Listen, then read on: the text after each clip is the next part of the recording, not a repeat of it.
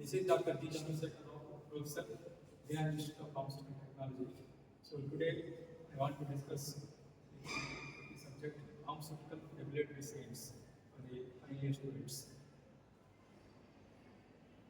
So today we discuss about the following contents. So number one is, so what is regulatory affairs and why we have to regulate the drug development process, what is the product life cycle and the regulatory affairs and its role in the pharma company, and then the documentation and typical daily regulatory affairs. So what is pharmaceutical regulatory science? ERS, sometimes also called as regulatory affairs in some situations, but the concept is same. Pharmaceutical regulatory science or regulatory affairs, both are same. So this is a very recent topic, a recent subject in the pharmaceutical industry. So there are many job opportunities for this subject, and also in some cases, some of the universities are providing specialization in the form. So in that way, it is very important to understand this subject for our future. So pharmaceutical regulatory science deals with all types of legal and ethical issues. So related to the pharmaceuticals to protect public health. It involves the proper understanding and enforcement of legal framework. So we have discussed about the legal issues also in the case of the pharmaceutical restraints, but they are related to the manufacturing and sale of drugs. But here, whatever the issues we are discussing are related to the new drug development process and also the development of the generic drugs. So in that way, they differ. And it is concerned with new drug approval process, clinical trials, manufacturing, labeling of the pharmaceuticals. Drug regulation is a multi-step, multifunctional, and interrelated process. So drugs and medical devices are among the most stringently regulated products in the world. So because the situation is, in the case of the sale of the drugs, so the customer has no choice to see the quality of the drugs. Whereas in the other goods or in the other product section, the customer can test the product before buying. But in the pharmaceuticals, you cannot test. So the sole level of the quality of the products is mainly rests of the pharmaceutical manufacturers. So the pharmaceutical regulatory inspectors, they are also responsible for this aspect. Regulatory science and affairs is distinct from quality control or quality assurance. Quality assurance is also one department, and quality control is another department. So in that way, so you can understand also regulatory science is a relatively new profession which has developed from the desire of governments to protect public health.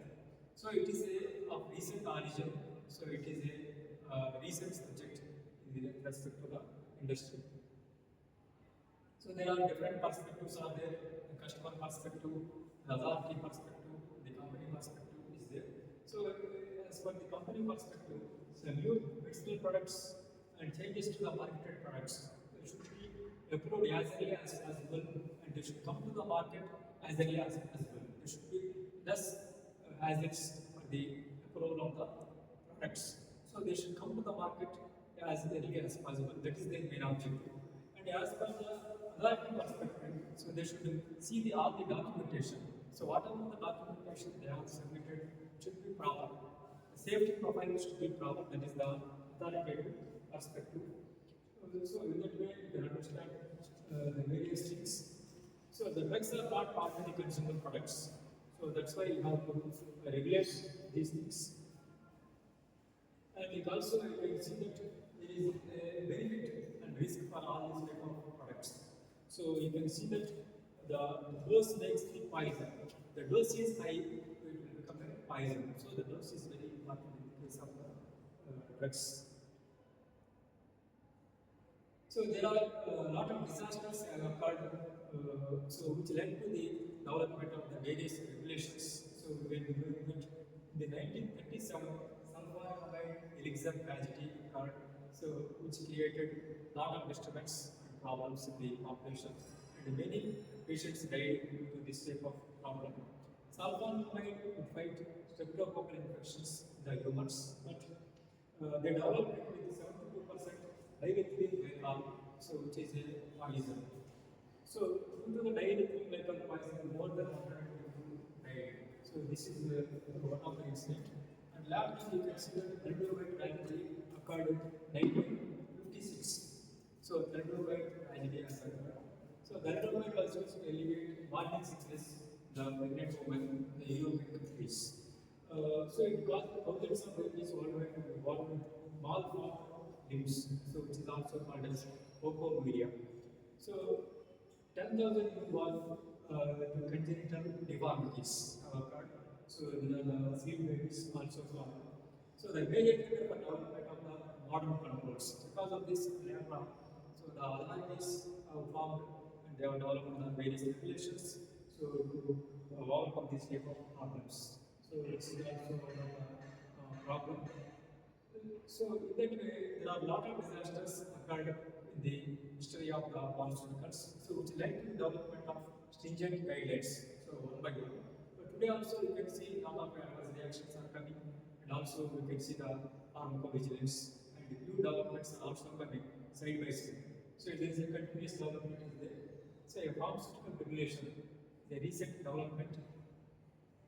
So no, it is not a recent one. Actually, if you think actually it is also has a lot of history. So in the 13th century in Italy, so the first official books of equality are developed, and also in the 16th century, the Spain model pharmacopoeias are also developed, and also you can see the lot of regulations developed throughout the years. But this new drug development or whatever the safety profiles related or whatever the generic drug development, these are the recent additions to the regulations. So you can see the modern history, the USFDA, and then EMA, MHRA, and then TGA, CDS, these are the regulatory authorities popular in the world.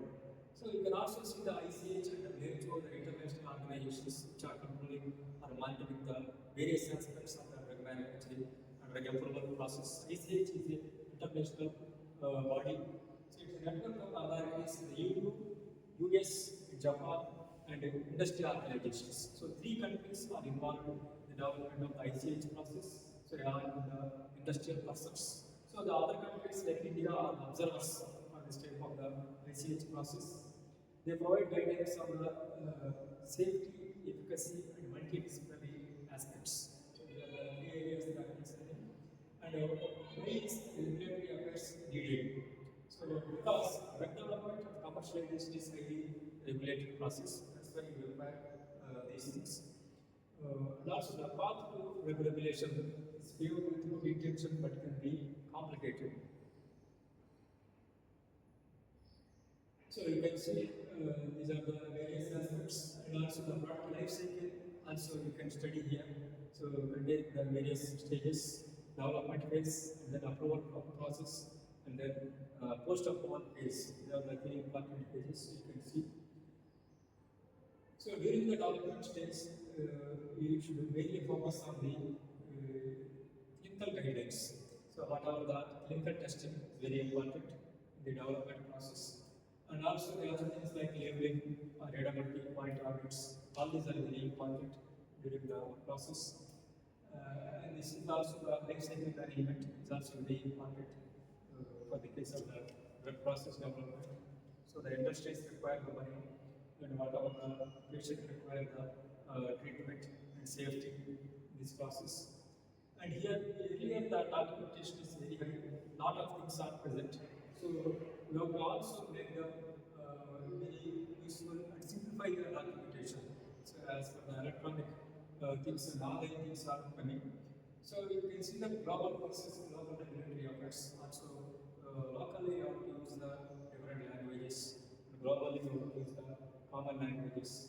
So at least an average day, what you can see. So you have to work more time out per week. So and then you have the various collaborations are possible. So these are the many things. So you have to understand. And with this objective, so I thank all the students for their attention and thank you for